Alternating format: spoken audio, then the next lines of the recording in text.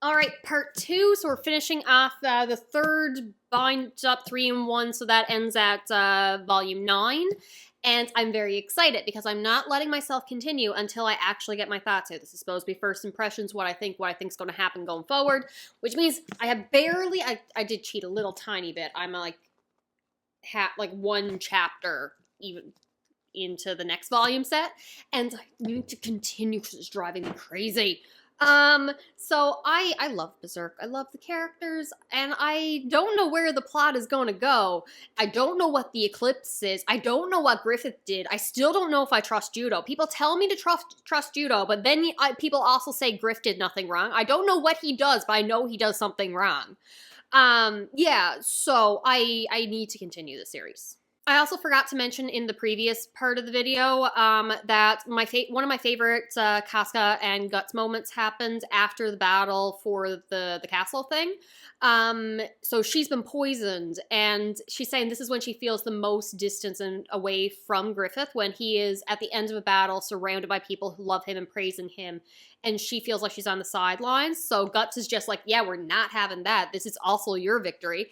Picks her up, carries her down to be with the crowd and the people and Griffith. So I love that moment, just showing that she is important. He values her contributions and wants her dream to also succeed, to be useful to Griffith, the sword by his side. I'm assuming he definitely knows that she's completely in love with Griffith, and he just wants to encourage their relationship as well. So I love that supportive friend, which goes into past Jessica is a complete idiot, because in this chapter in this volume set, they do end up getting together, and I'm like, it's not that I didn't see it coming, it's just that I didn't want it so bad that I refused to see it coming. So until JUDEAU started pointing out, hey, Casca and Griffith are not going to be together. It's not an option. Have you ever considered having a shot with her? I think she likes you. And I'm like, yeah, that's the direction we're going in. Awesome. I don't want it. But that's just my anti-romance in shows thing. But doesn't matter. I love this series. So we are at the party celebrating the end of the 100-Year War. It's not technically the end. It's was an armament or something like that. They put fighting on hold while they negotiate peace. And we're hopeful for a peaceful times. And that leads into one of the characters. There are two knights talking. Who are they? All right, it's Owen and Laban. So they're talking about, they're still like knights, they still earn their keep by the sword, and they gotta find a way to live in these peaceful times, which leads to a very good reflection on Griffith, who has now brought about this peace. Alright, so a little bit of a long quote. The war will end. Would it be that the peace which will follows lasts time for endurance? But for better or for worse, in a world of peace, warriors like us who live by the sword must also find means of survival within the resplendent castle. And ironically enough, the same can be said for the very man who brought about that peace. He is too conspicuous to proceed peacefully and uneventfully inside the castle. The more radiant the light, the darker the shadows fall. And I love that quote about him, partly because my supernatural obsessed brain is just going to, talking about how he is the light, especially references like campfires and everything about Griffith is the light. He's so pure and good from other people's perspectives.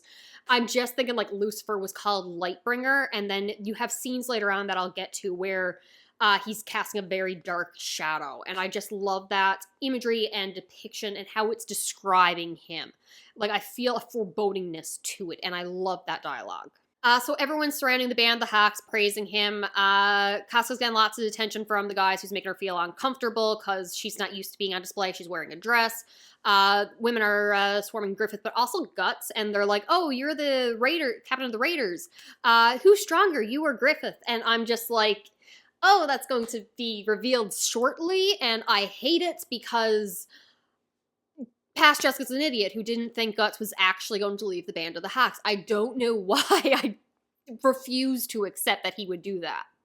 Griffith has been appointed the title as the White Phoenix.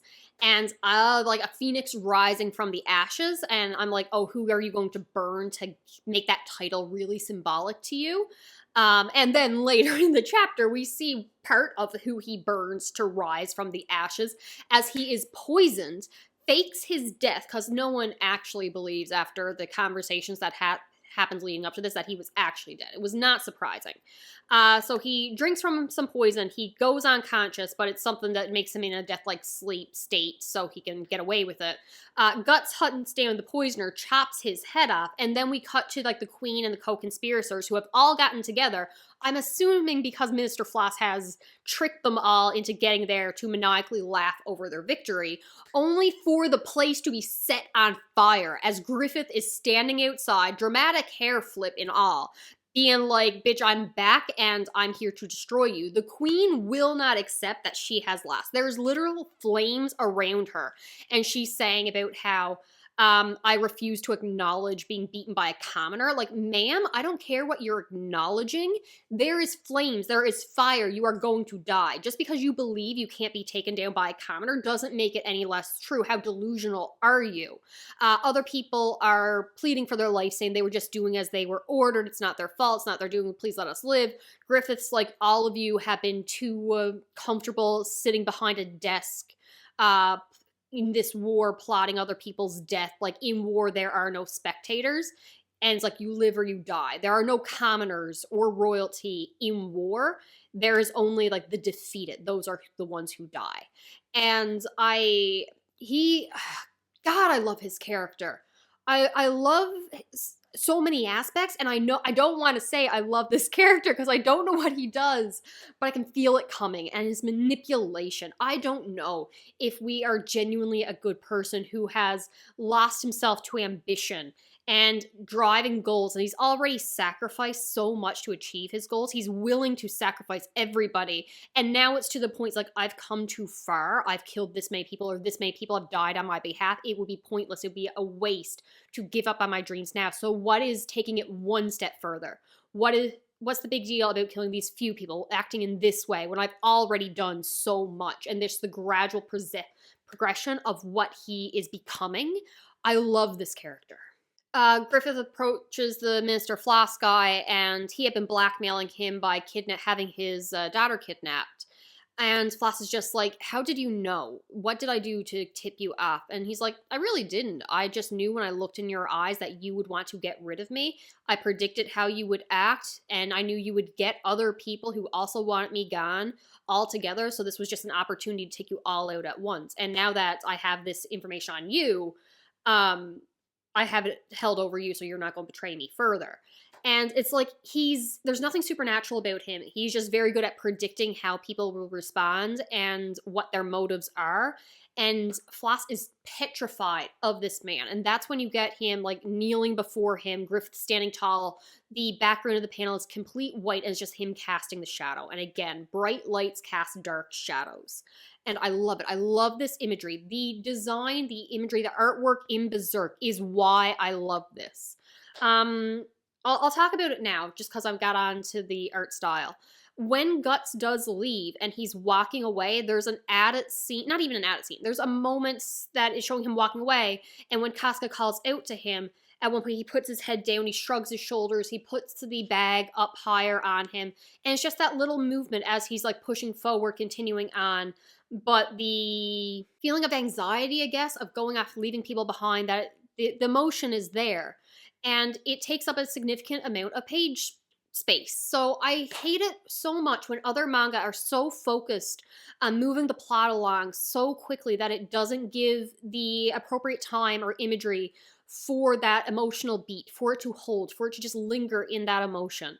And sometimes they're there, but they're this tiny little thing on this page. Whereas in Berserk, you'll get panels and pages of landscape and imagery and emotions on the page. The art of Berserk is phenomenal. Guts, obviously, in his hat and cape and his assassination mode. It's a terrible outfit for an assassin.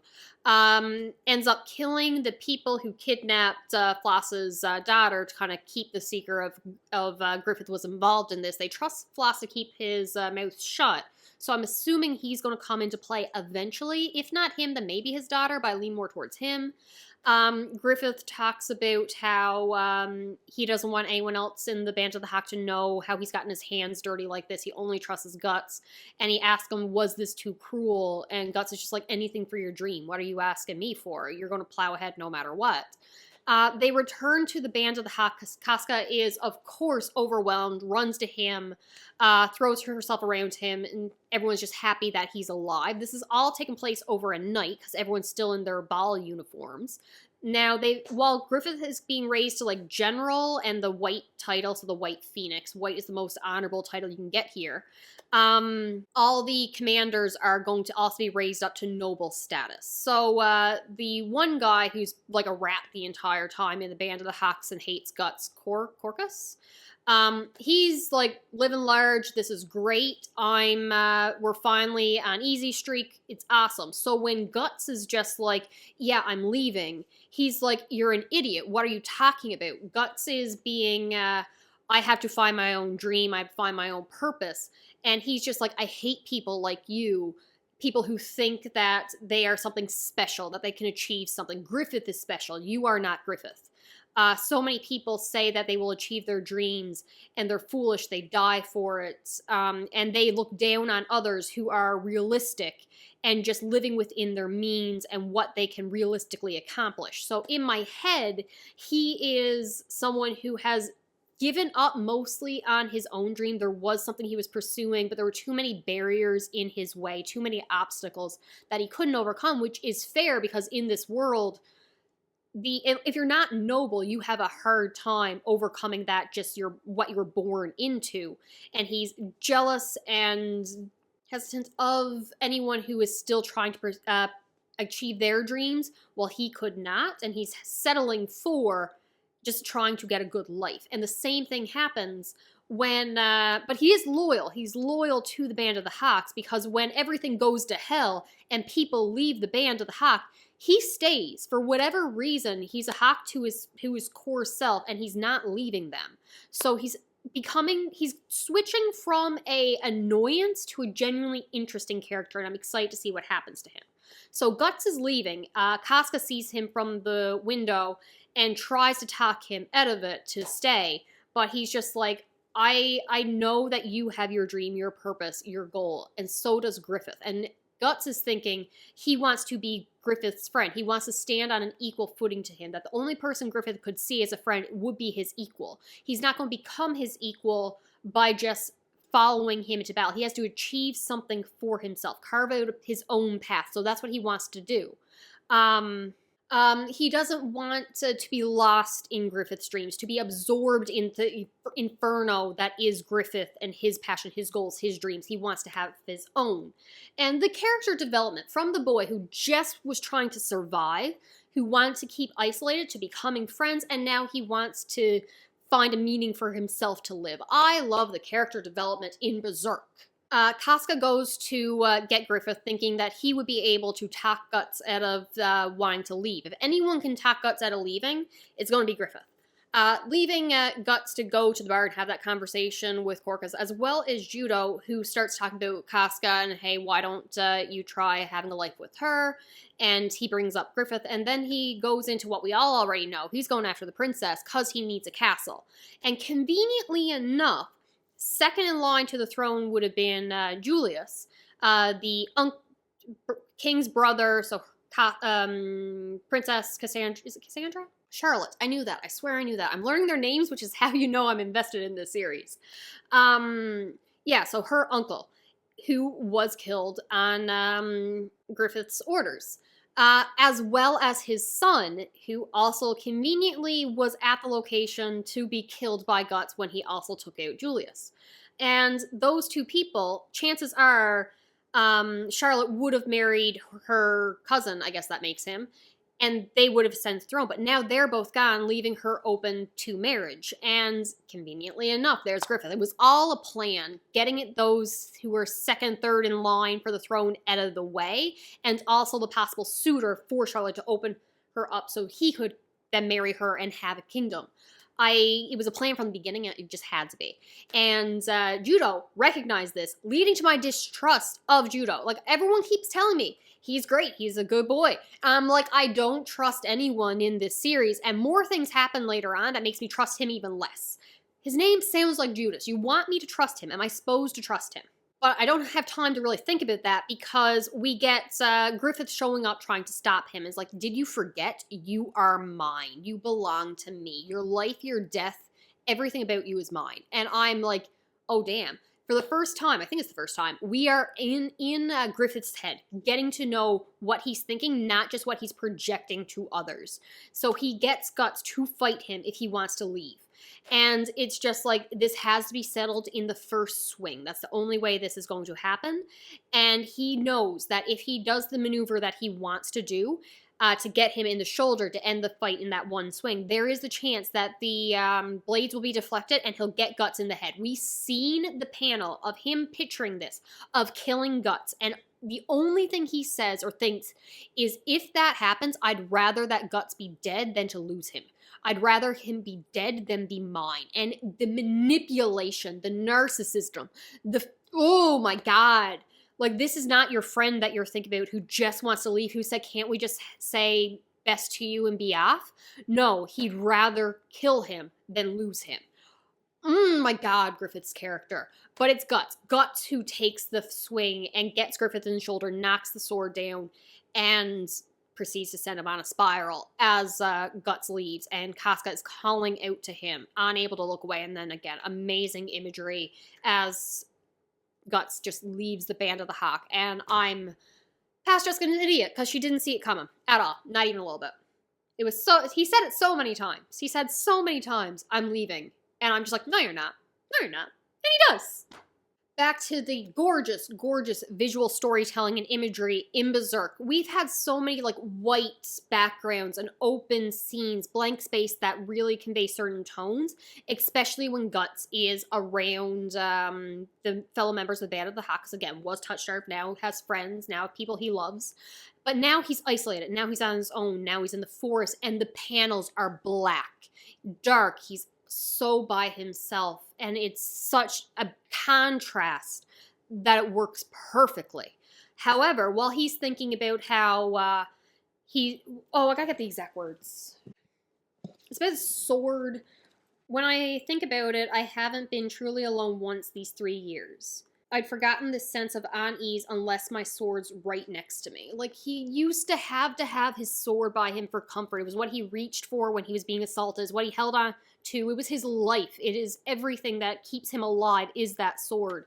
And he has forgotten the comfort that it used to bring him because he has been surrounded by the people who love and care about him. And now he's alone. I'd forgotten that the night was this vast, this deep. Back then, it never occurred to me I could have avoided nights like this. I never even thought to try. He never thought to try to join a group until he was taken and somewhat kidnapped by the Band of the Hawk. And now he's thrown it all away. He's having regrets about the decision to leave because it would be easier to stay with him rather than to go off and find his own path. But this is what he feels he has to do. And considering I got my book out, I might as well give another quote, because Skullman shows up, guy on a horse, and we just get a full-on exposition dump prophecy, and I'm so invested in the series, I don't even care. Give me all the exposition dumps you want. I need to know what's going on. So the gears have indeed begun turning, you struggler. So he's already using terms that Guts doesn't understand. 1 year hence shall be the time of the eclipse. So later on, Griffith has this whole spiral, and by the time Guts come back around, a year has passed. So we are going to be in the eclipse very soon. For some reason, I thought it would take longer. And you and your friends, those yet unseen of the fleshless flesh, and that half of yours determined to rule, shall all be gathered then in that place. So I guess when we go back to get Griffith, that's when everything's going to go down. A torrent of madness, a tempest of death for those which the human body could never atone, shall sweep over you. But take heed, struggler, you were born from a corpse and begun your life from death in the mud. You are closer to death than anyone, thus you excel in escaping it. So clearly he's going to be the only one of the Band of the Hawk to survive whatever the hell's going to happen. Then we get back to Chapter 1 Guts. Struggle, contend, wriggle, that alone is the sword of one who confronts death, never forget this. And Guts is just like, who the hell are you? But Buddy, just like the Skull Knight, just disappears. And I'm like, is he helping us? Does he want the eclipse? Is he a spectator? Is he just doing this for entertainment? I don't know who this man is, why he's appearing to Guts and presumably trying to give him a warning or some advice. I'm very much invested. There's actually some bit of broken sword, so I gotta go back to that. My notes said that. In the abyss of despair, only he who stands with a broken sword in hand, perhaps will be able to overturn something. I don't know. Broken sword. Guts broke his sword previously, and Zod gave him a new sword, so maybe something like that's going to repeat itself. Now, we cut to Griffith, who is having a full-on mental breakdown, gone into a spiral since Guts has left. He is in the rain, having climbed the tree next to the princess's bedroom. For all I knew, he actually had wings and swooped down and landed on that branch, but whatever. I'm not ruling out the fact that he might be a demon, for all I know. I don't know. The princess lets him in. He's soaking wet. She is also having a breakdown because she is a 17-year-old child. I need him to stay away from this child. He does not stay away from this child. Whose stepmother, that she feels some kind of conflict that she never really got along with her. So kind of conflicted that relationship never really ended happily. So the stepmother's dead. She spent the past, however long this campaign has been going on, worried out of her mind for Griffith, thinking he was going to die. And then when she sees him again, he passes out, presumed poisoned and dead. She's had a rough time. She's a child. She can't handle these emotions. And then what does Griffith do? He holds her and kisses her and begins... They have sex together, and she's not ready for this, but she's not putting up a fight. It's fine. But you cannot tell me that this is not him in an active spiral, feeling like he's losing control. He's lost control of Guts. He's gone. And now he's like, my dream of the kingdom was within reach. And I feel like I'm about to lose it as well, so I'm just going to grasp it now. My plans might not be ready, but if I don't take control, if I don't take hold of it now, then I will lose it forever. So that's why he probably moved up his plan to try to make the princess fall in love with him. But really, he should have found a way to get the marriage first rather than doing something like this. Of course, they are witnessed through someone hearing the noises and looking through the keyhole, which gets him reported to the guards. So as he's leaving, hundreds of guards surround him, and this man, you can't tell me he's thinking rational, because he goes for his sword, which is missing after the fight with Guts. But if his sword had been there, would he really have tried to take on all those knights? Is that where his mind is? I think that's where his mind is. All right, insert like my only complaint of this volume, really at all. And that is when Griffith goes and he's in the dungeon being tortured, the king shows up and being like, I vouch for you, I thought you could overcome your birth, but you are dirty and now you've done this to my child. And Griffith pretty much just calls him out, being like, yeah, you're in love with your daughter. There was political opportunities, you could have married her off already, but instead you kept her close because you're actually in love with your daughter. Why didn't I see was there any signs of pedophilia from the father and the incest that was coming? Because I did not think that's where this story was headed. I thought the king was a chill, cool dude. But no. So he tortures Griffith for a while, tells the head torturer, keep him alive, but make sure he is being tortured. And then he goes off to his daughter's bedroom. She wakes up to him starting to assault her. She has to kick him in the face to get rid of him. And then she's screaming out for Lord Griffith, please come save me. I mean, anyone else can come save her, please, please, please, please. But, like, what is with the king? Why did we do this to him? I thought he was a chill guy. No, he's not. He needs to die painfully. Maybe, is demon possession a thing? Can that be it? I get there was a thing, like, she looks like her mother, which is his first love. That is not a good justifiable reason. I don't like this. The chapter then ends in a dramatic fashion with the king ordering the execution of the band of the Hawk. So they are lured to an empty field. Archers take aim, rain of arrows down upon them. Thank God Casca is there to lead them out, keep them ordered in rank so they don't scatter and all die, and they're able to charge out of there, thank God. But like armies surrounding them as they have to flee. The band of the Hawk has fallen. Griffith is being tortured, and the torturer takes the Beharit necklace, takes it from him and ends up dropping it down into the sewer. And I'm just like, okay, so in a year's time, a bunch of blood's going to go down the sewer. It's going to absorb the blood or something for the ritual. Something's going to happen. Someone's going to start the ritual. Eclipse is going to happen. Maybe the eclipse triggers the Behalit to activate, and that opens Demon Portal. under the castle. The Behelit is under the castle right now in the sewer. That's all I got. We then cut pretty much a year later where Guts is in a tournament and he is fighting and he's sort of back to square one, how we first were introduced to him in these kind of flashback times, just before the Band of the Hawk. And he ends up fighting one of the people who will come in later on to fight the Band of the Hawk again. And he's again propositioned by a nobleman saying, hey, come work for me. And he's like, no, I'm on my own. I got my own things to do. And then the noble guy pretty much talks to him saying, oh, these bandits that we're after, though, are plenty strong if you want to fight strong people, even if they're under a woman commander. And he's like, I'm sorry, what'd you say? And he learns with the fall of the Band of the Hawk and rushes off to them, where their camp is going to be under attack. But before I get to that, because I got to talk about JUDEAU again, he brings Casca a bowl of, like, stew, saying, you really need to take a rest. We wouldn't have made it this far without you. We appreciate all you're doing, but you're running yourself too thin, so please get some sleep. And she's just like, yeah, whatever, eating the stew. We see her take that sip of the stew, and then she passes out. Did he poison her? Because, like, we had him with the elf fairy powder healing stuff. Now we have him possibly drugging her.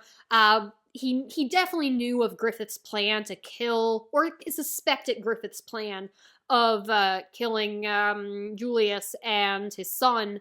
Like, JUDEAU knows something. Maybe he's a good guy, maybe he is, but he knows more than he's letting on, and he's also got knowledge of what's happening, because when the other guy comes with the ring weapons, he's like, no, he recognizes them when no one else does, and says they change direction upon attack, so he knows something. There's something about him. So the band is under attack. Casca wakes up. So either she wasn't drugged or the drug was magic and actually could be easily reversed, because she has no problem, no hindrance in fighting. It's not like she's lethargic at all.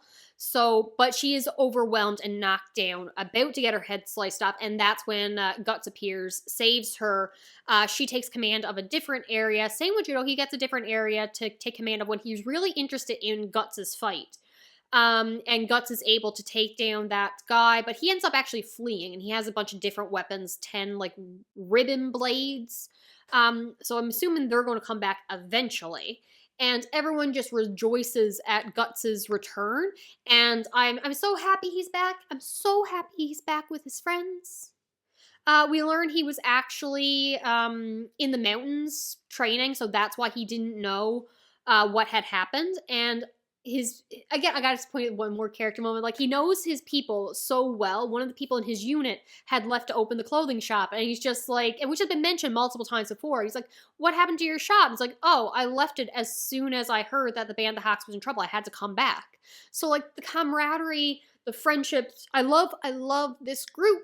They're all gonna die, and I don't want them to. I don't see any of them making it out alive, and it's going to hurt me. Then, of course, later, Casca takes him to a secluded area to talk, and immediately starts swinging. Like, she takes out her blades, like, defend yourself, tries to take off his head, and he has to, like, dodge. She's angry about him for not taking her seriously, not drawing his weapon, and I'm just thinking, why the hell are we doing this? Are you just getting out your frustration that he left? Are you angry with him because everything fell apart afterwards? Are you angry that he left you specifically? She's under a lot of pressure. They're planning to get Griffith out, and everything has just fallen on her shoulders, and she's blaming it all on him. To which she eventually does shout at him, like, this is all your fault. Everything was destroyed after you left. And Guts is like, you're being ridiculous. This is Griffith we're talking about. He wouldn't act so rash just because I left. Do you think I have that much influence over him? And she is fighting him. And then eventually she does actually stab him. He lets her. She's just like, you should have been able to dodge this. And she had been talking about how you can't be sustained by your dreams and goals alone, that Guts made Griffith weak, and that's what led to all this happening. When he left, he made Griffith weak, to which Guts' response is, I was just doing what Griffith would have done. I left, I went my own way, I did what I wanted to do. Why is that not okay? What would you have done differently in my position? And he refuses to like pull the sword out or stop holding the blade and cutting into his hands until she admits, fine, I get it, you're right, it's not your fault, just let me bandage you up, I keep wounding you and I'm sorry for that. Then she starts talking about how she's been overwhelmed by everything, how she was definitely in love with Griffith but knew she could never be by his side, so tried to satisfy herself by just being indisposable to him, to be useful to his dream, to his goal, to be by his side as a weapon, as a sword, something irreplaceable. But when Guts left, she realized that there's no room by his side. That space is completely filled for Guts. And she's just like, I've had enough. There's too much. I can't handle all this. You take care of the Band of the Hawk. It's all on you from now on. And she proceeds to throw herself over the side of the cliff. Ma'am, I get you got a lot going on, but please no. Guts, no, grabs her, yanks her back, and it's like, will you stay away from cliffs? I'm tired of either being pulled down by you or pulling you up. Like, stop going near cliff sides. And she's crying and upset, and he holds her, and it turns into those two getting together. And I'm like, my anti-romance self, I did not want romance to be involved between those two. But then Berserk turns this into a character moment. Because this is like her first time. She's saying, please be gentle with me, be gentler. He is not being gentle. And then he full on goes into the flashback of when he was assaulted. So he starts strangling her and clearly has not moved on past the trauma himself. So when he is snapped out of it, he's apologizing to her saying, I'll leave. But then he starts like trauma dumping, explaining, not being coherent, just random words. He's in shock. He's trying to get it all out, trying to explain what just happened. And she's taking it all in. She's piecing it together. She knows he's going through his own thing. And he doesn't even want to bring up Gambino because the mixed feelings he has for him. No, he wasn't the one who assaulted me. He was my father. He was the one who trained me. I was the one who killed him. But did he really sell me out? How could he do this? He starts talking to the dog and his mother. And it's all so much and so overwhelming to him. And he just wants to leave. But she hugs him and being like, we have bared each other, showed each other our most vulnerable moments, licked each other's wounds. Like, let us be there for each other. You've been there for me. Let me be there from you. It's okay. Like, she wants a wound from him because she is giving him wounds. And their dynamic is something else.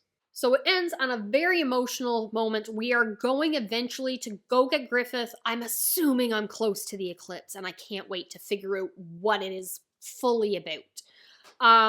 Yeah, no, I think this might be my favorite volume set so far. I'm pretty sure it is, because after this one, I went and immediately bought the next one because I just needed a little tiny bit more, and then I could pause while I got my thoughts out. But then I went and bought the entire rest of the collection. I think I have them all except volume 11. My store was out of that volume set, so the next time they go on sale, or when I get close to volume 10, I'm going to be buying that one as well. I'm loving the series so very much. Exceeds my expectations every single time. That is all I got. Talk to you later.